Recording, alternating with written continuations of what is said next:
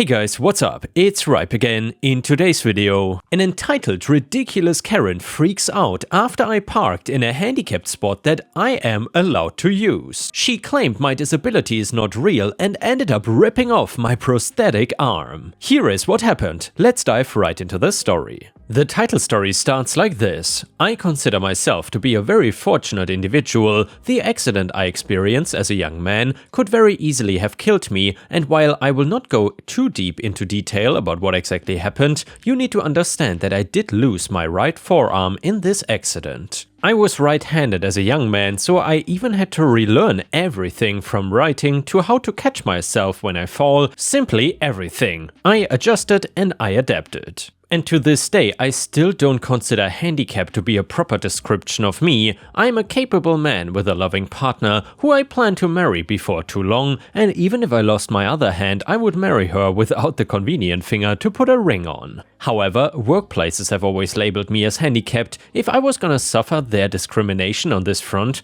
then I would take the things they offered me as a result.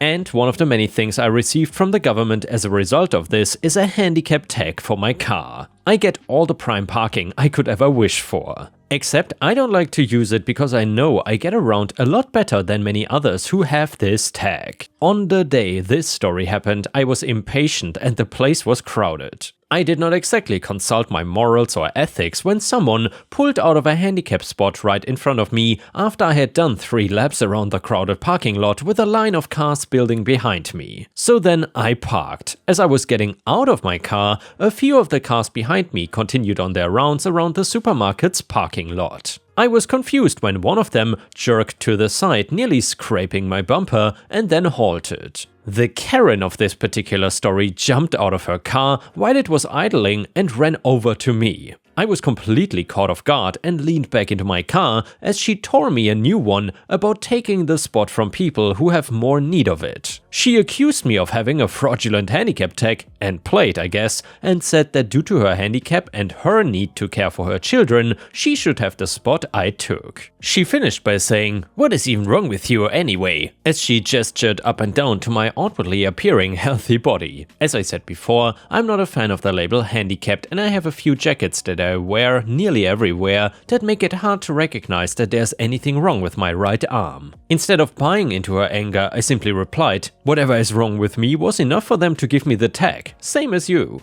I should ask you the same since you were quick to spring out of your car and rush over to me." Her eyes widened with shocked rage and she sagged on one of her legs theatrically, so she had to lean on my car with a sudden inability to walk. One of the kids she had mentioned had opened the passenger side door as much as she could without hitting one of the cars her mom had parked on the bumpers off. The mother chastised me with all her "how dare you" about being disrespectful to the mothers that keep this country running despite getting no thanks. I did not think that she wanted to hear me talk about my admiration for my partner and all she does for me, so I kept my mouth shut. Then she turned to her daughter and shrieked, "Shut the car off already, girl, and bring mama her cane. She's hurting." Her daughter tried to protest and Karen snapped at her again. I took my cue and went into the mall while she griped at her daughter. I figured if she was still parked there when I got out, I would figure that out then. I was doing some late birthday shopping for my siblings that are fraternal twins. It brought me all over the mall, from dress departments and department stores to board games and geek shops. Whatever Karen was shopping for apparently was bringing her on exactly the same path as me. I knew she was following me, but I thought I would just get stupidly chewed out again at my car and made a mental note to bring mall security to the car with me so they could make her move her car. What I didn't notice early on were the small crowd of her children that she had commanded to record me on my journey throughout the mall. I live in a 2-party consent state, which in simple terms means that any recorded material requires consent from all parties involved. There are some expectations, but private phone recordings are not included in this group. I'm glad I did not notice this until much later, because these actions that attempt to invalidate handicapped individuals and imply that because they can live normal lives they don't deserve the same protections as normal people are incredibly ableist. It would have potentially built up more frustration and anger, and the last thing mine and Karen's final encounter needed was even more drama. I did my shopping and found myself a bit peckish. I wanted a security guard anyway, which I easier to find in the food court, so I made my way there. I was in line for a ringer of a Mexican fast food joint for a guilty pleasure snack when Karen approached me. "Hardly effing disabled are you if you can lug around all that bullcrap you bought?" Her voice was raised so that conversation around us died away immediately. It's funny, I actually carry shopping bags the way I do because of my prosthetic arm. I lost my arm past the elbow, so I have pretty good control of it, and I found early on that it was easy to use my prosthetic like a curtain rod to hold grocery bags. Also shopping bags and the like. And then I have completely free use of my left hand for whatever I might need. I turned to her and reiterated that we all have our own issues and attempted to brush her off and go to the cashier, who was available now. I noted that this time she was theatrically leaning on her cane as she walked. She kept her voice raised, trying to draw attention. "So, are all your issues the delusions in your head? Or is it just your crippling inability to pay respect and defer to people who have it harder than you?" I replied, "Ma'am, I promise you, I did not mean to—" Ma'am, she repeated in a shrill mocking voice. "You just don't want to be exposed in front of the entire mall, do you?" Fraud. I start scanning the food court for those security guards I was hoping to find and see that at least 2 have had their attention drawn to the panic and were making their way through the crowd that was forming. I just need to stall a little bit longer. Unfortunately, I had taken my eyes away from Karen at the wrong time. She went to shove me, and while my prosthetic is great at holding shopping bags and keeping my other hand free, it's not as good at contributing to my balance. I could feel myself tipping back and falling and reaching out with my good arm with pure adrenaline spiking through me. As I said before, falling while missing a limb takes more learning than you realize, and that learning made falling something I was always terrified of. I grabbed the first thing I felt with a death grip and restored my balance and managed to keep myself from completely eating dirt by stumbling into a pillar that was nearby. Once conscious thought returned, I felt dread as I realized that what I had grabbed hold of was Karen's arm. She was now on the ground and security had just arrived. They were trying to figure out what was happening while she grabbed her arm and screamed that she had been assaulted by me. Deer in the headlights, I look around and spot her daughter from the car with the camera trained on me.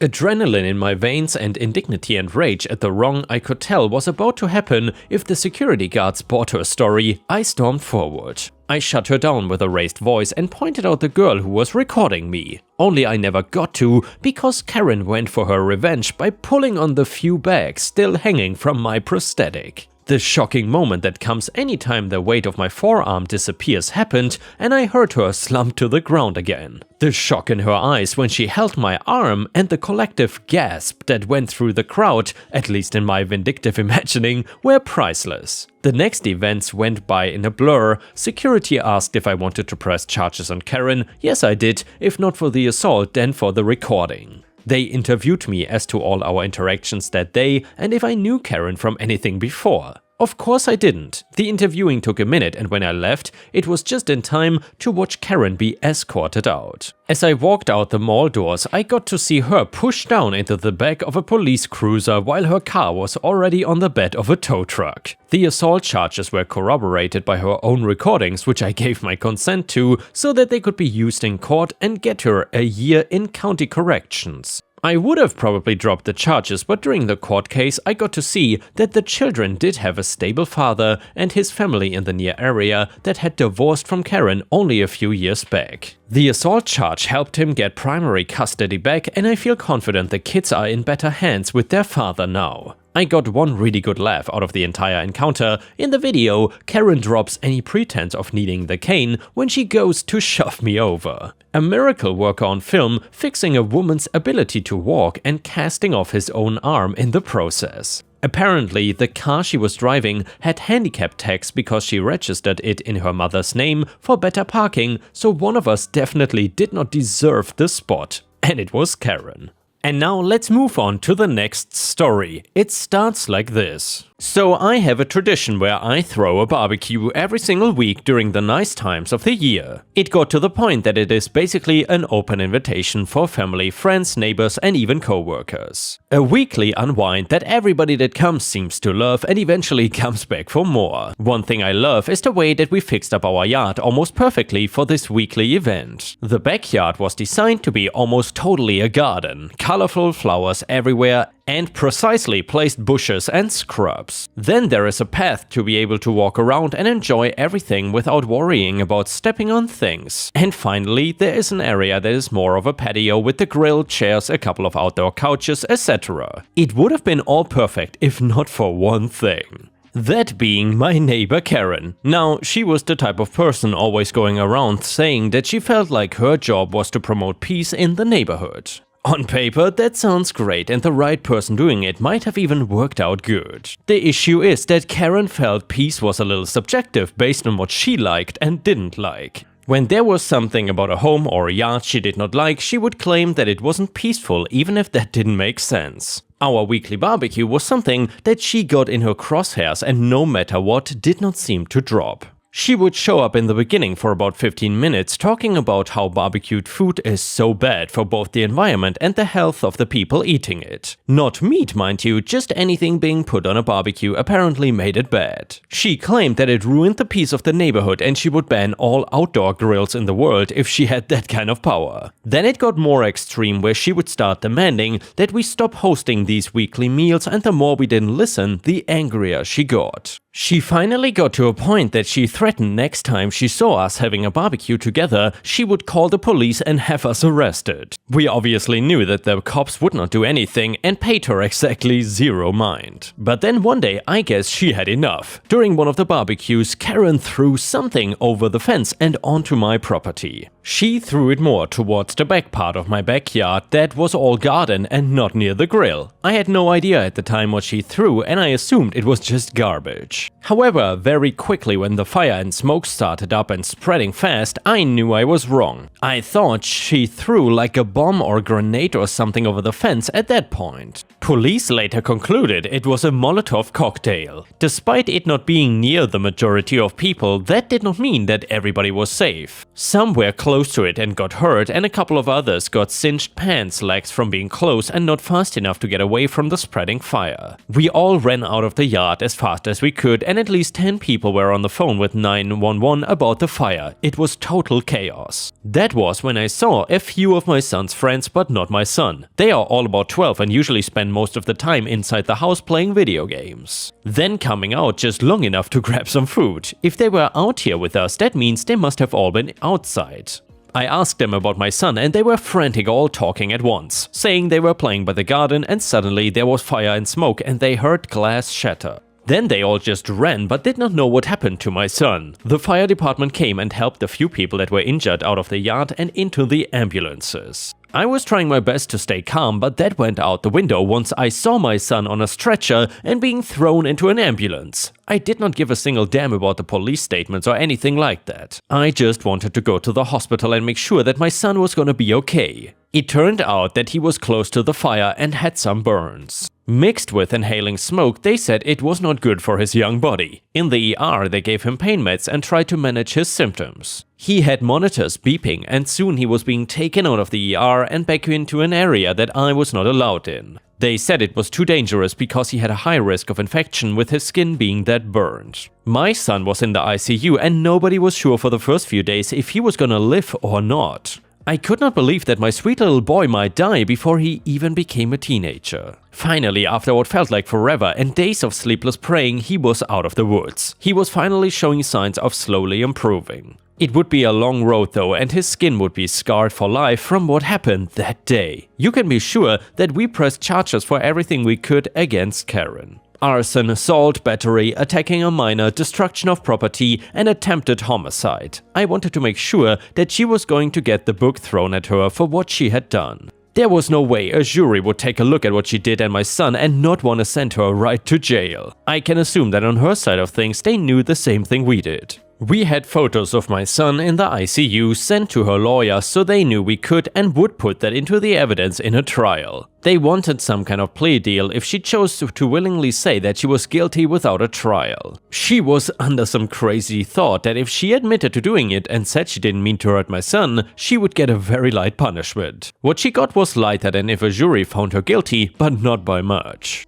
They would drop the attempted homicide charge because it was not strong enough, and then they would allow for parole after 25 years. If it went to court, she would have been sent without the chance to even get parole, and she finally accepted the deal and pled guilty to what she had done. It was bittersweet because she was gone, but the problems she left were right in our face. Our yard and even some of the house siding was destroyed, but that was just material stuff. Things did not matter to us that much, but only the people that got hurt did matter. Everybody else that was injured only suffered very minor injury, and it seemed like my son got the brunt of it. The theory was that he was basically right next to where it smashed and the initial flame ignited. I don't know or really care what is going to become of her in prison for the next 25 years, but I just know that to me it will never be good enough. No matter what horrors she might go through, I will never find it to be good enough retribution to her almost killing my child. And yeah, Ripe Stars, I gotta say, this neighbor was absolutely insane. Maybe one of the most insane neighbors we have ever read about. However, I would also assume that Karen might have had some sort of mental illness, because otherwise her actions are just extremely difficult to explain. But either way, if you find this story interesting so far, please don't forget to like the video and maybe even post a comment if you want to support me. Thank you so much. And the next one is titled, Am I the douchebag for speaking up against my neighbor's toddler? So I am really torn about this. I, female 33, work fully remote and I'm a bit of a homebody, so I am usually in my apartment and most of the time either working or living my life as one does. Several months back we had a family move in across the hall from us with a little girl around 2 or 3 years old. They moved in over the course of 2 weeknights, so lots of banging and shout talking in the halls between 10 and 12 at night. Not a good first impression for both myself and my roommate. Over the months they've been here, their little one has proven to be extremely vocal. While working, she will often scream bloody murder at the top of her lungs, loud enough that it feels like she's standing directly in my apartment. I've had people on calls with me while I'm wearing headphones ask who is screeching in the background, and I gotta apologize and state that it is my neighbor's kid.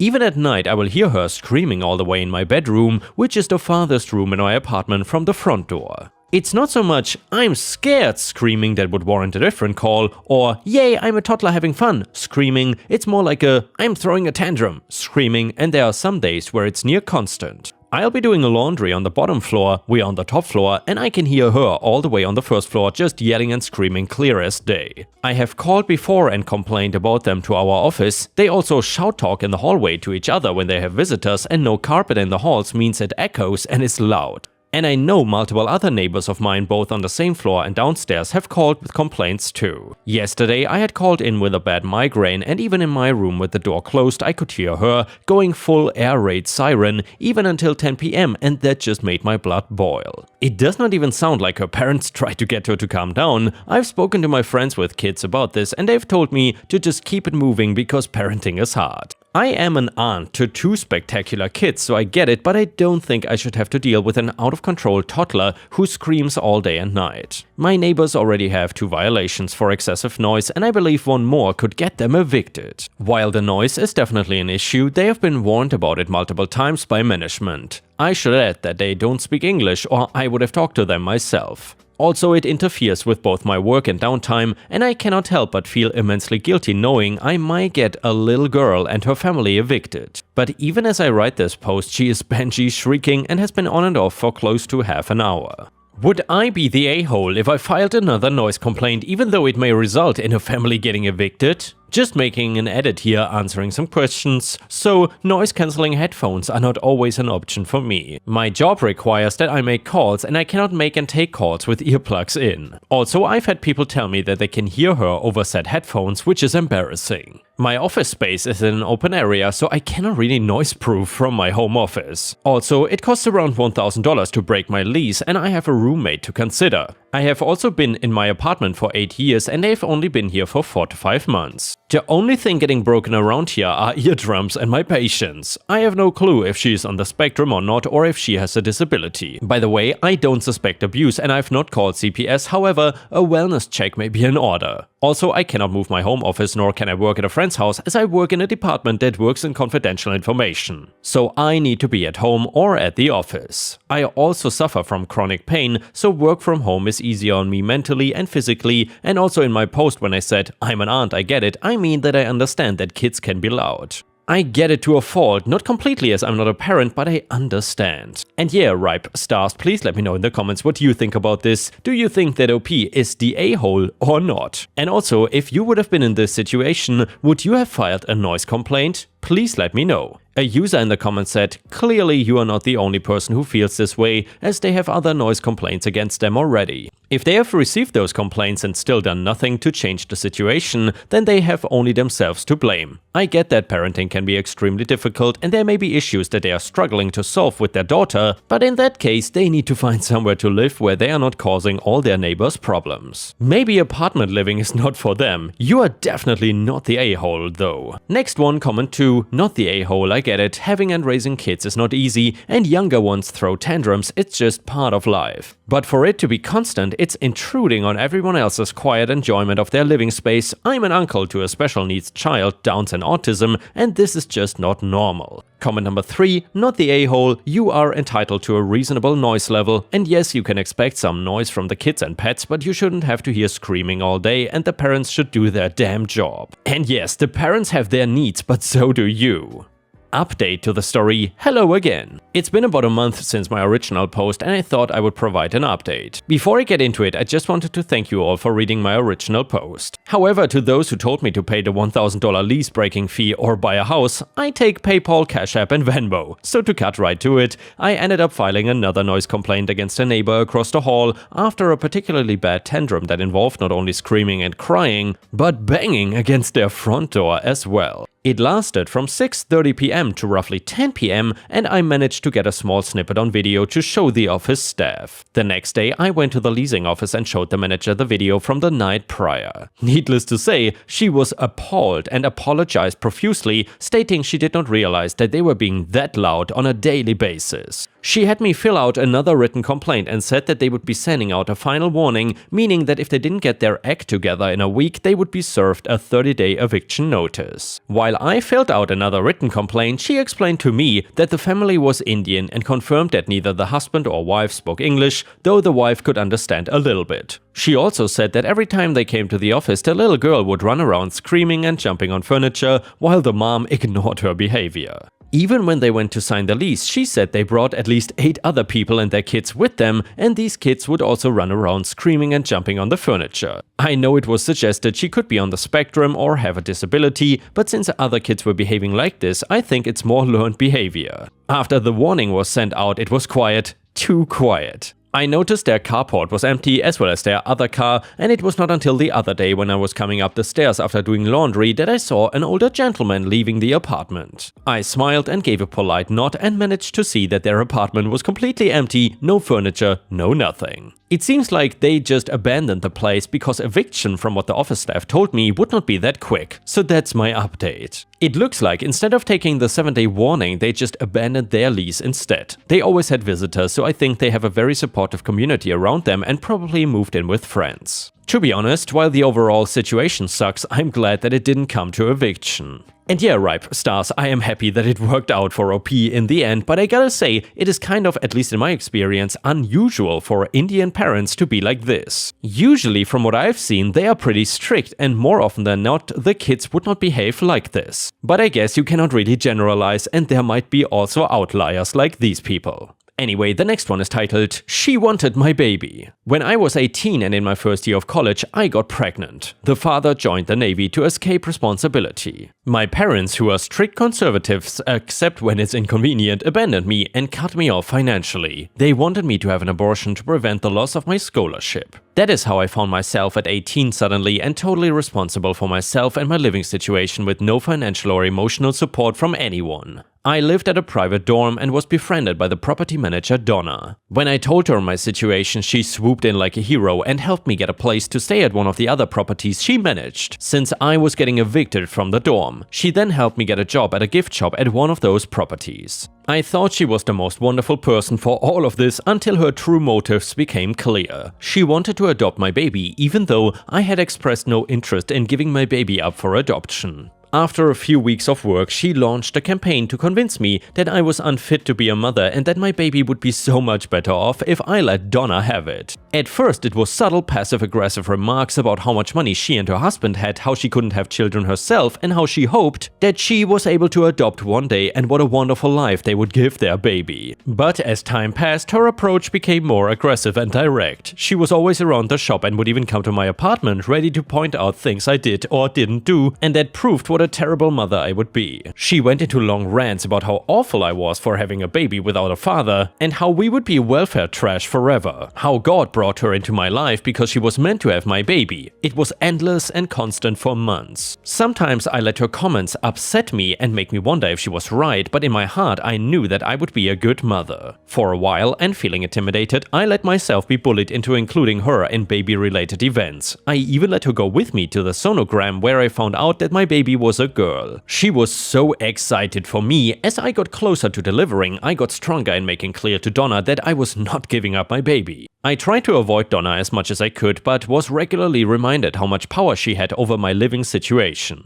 I soon had co-workers telling me that she was claiming that my baby's adoption was a done deal. She even told people that she was decorating a nursery and buying baby girl clothes. When it became clear that she was not gonna change my mind, she started threatening me with eviction from my apartment and firing me from my job. That way I would realize how unstable my situation was and recognize that I had no business having a baby, and sure enough, I lost my job. She fired me for not wearing my shoes behind the cashier's counter at the gift shop, and when I was on my feet all day, my feet would swell right out of my shoes. I'd stayed behind the counter and slip off my shoes for a bit, but never in view of the customers. Still, that was reason enough in Donna's mind to teach me a lesson. It did not take long after losing my job to also lose my apartment. I ended up couch surfing and even spent some time homeless until I got some housing assistance. In the meantime, I had gone to the EEOC and complained, and they helped me mediate with the owners of the gift shop property. As a result, Donna got fired from managing that property, and I got months of back pay and some extra money for my trouble in exchange for not full out suing them. This small cash windfall turned out to be a huge blessing that actually enabled me to survive financially until I had my baby and could get back in school.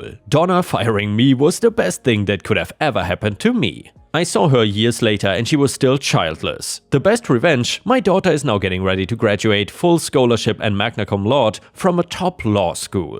Turns out being raised by a single mom is not as awful as Donna thought. And yeah, Ripe Stars, that is one of the best revenge stories actually that I've ever heard. Huge respect to single moms. And with this, we have reached the end of the video. However, if you cannot get enough of my content, please check out my endless playlist where you can find thousands of hours of content. In addition, please don't forget to subscribe to my channel to not miss any of my daily uploads. Thank you so much in advance, and I hope to see you again tomorrow.